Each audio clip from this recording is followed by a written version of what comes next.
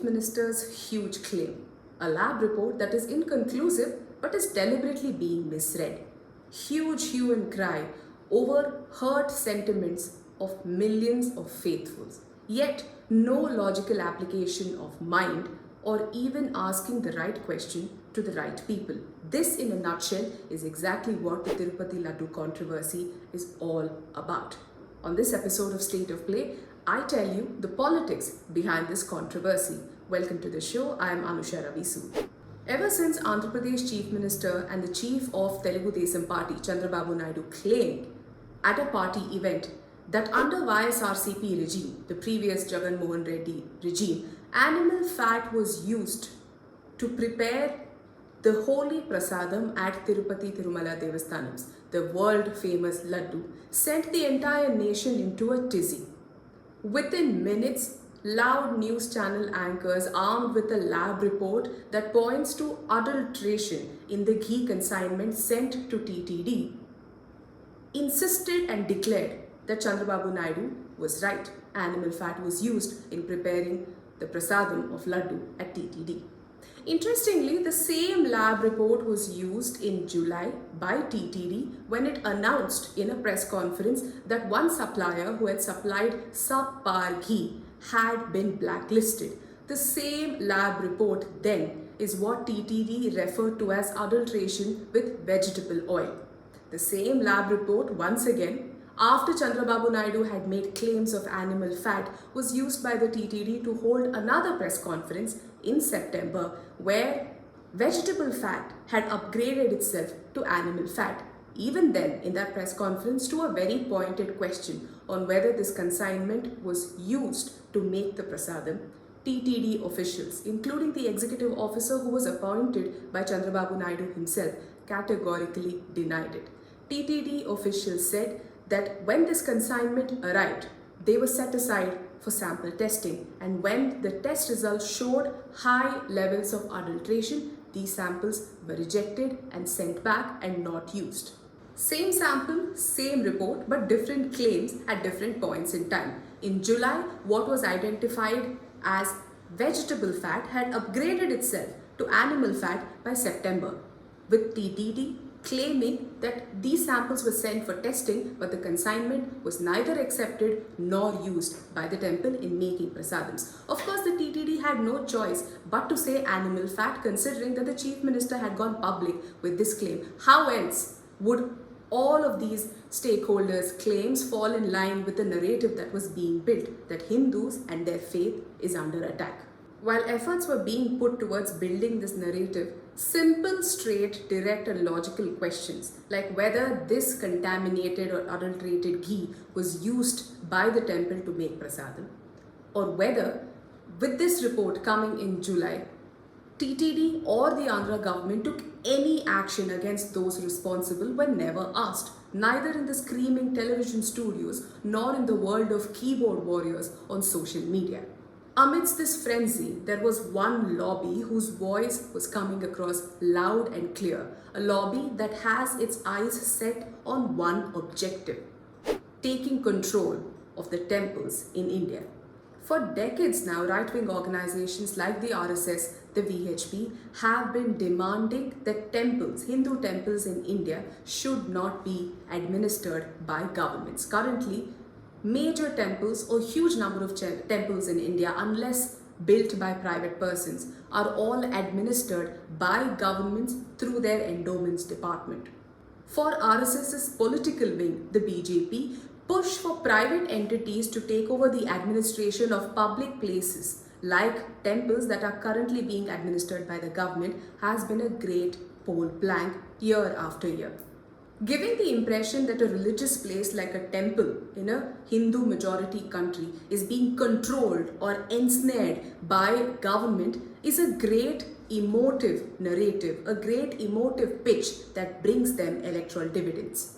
Whether Chandrababu Naidu's statement over animal fat was a gaffe, political bravado, a miscommunication, a slip of tongue, or even deliberate assertion, it helped fuel this lobby's push to take away controls of temples from the government and hand it over to private parties.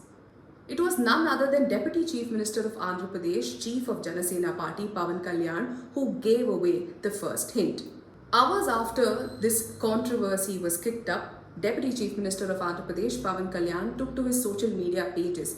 While expressing his hurt about the entire issue, he also proposed that there should be a Sanatana Dharma Rakshana Board, a centralized institution that will take care of all concerns of temples across the country. It did not take long before several handles not only appreciated Pawan Kalyan's initiative or suggestion, but joined in the chorus to free Hindu temples from government control or administration. Pawan Kalyan knew exactly the audience that he was trying to target with this tweet.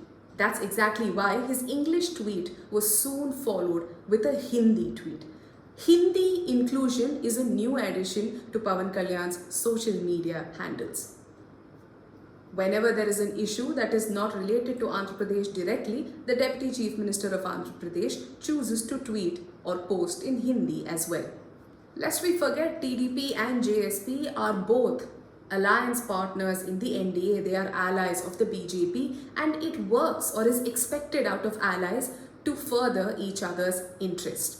Like clockwork, hours after this controversy broke out on social media was abuzz with several people insisting that temples should be administered not from governments. Television channels also ran back-to-back programs asking if this was time to ensure that temples are no longer administered by governments. This was the question that was asked in prime time. Should temples no longer be administered by governments? Now, this question is being asked in a country where temples continue to be a tool to discriminate and continue oppression in the name of caste.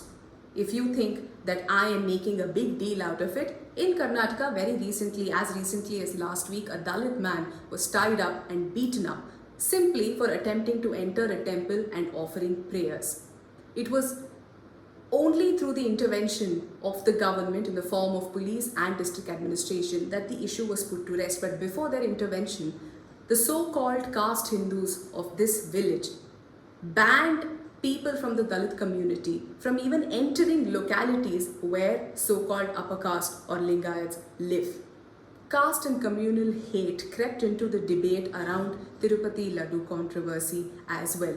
There was some section of social media users who insisted that this was a deliberate ploy to hurt Hindu sentiments by vested interest. There was another section that pointed or to probably justified caste system, insisting this is the reason why only Brahmins should lead rituals in temples. There was a whole other set of social media users who brought in communal angle to this entire scenario, questioning Jagan Mohan Reddy's religion since he was the Chief Minister of Andhra Pradesh, previously the regime under which TDP alleges such contaminated or adulterated ghee was used at the temple, while another section posed questions to another community altogether. Imagine what would have happened if pork was used in religious places of Muslims. All of these emotive, borderlining on hateful narrative missed one vital point.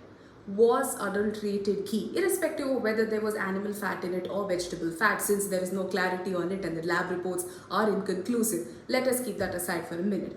Even if there was adulteration in this ghee, the vital question is, was it accepted and used in preparing of these prasad? The TTD says no. This consignment that was found suspicious was not even allowed into the storage unit of TTD. It was kept aside.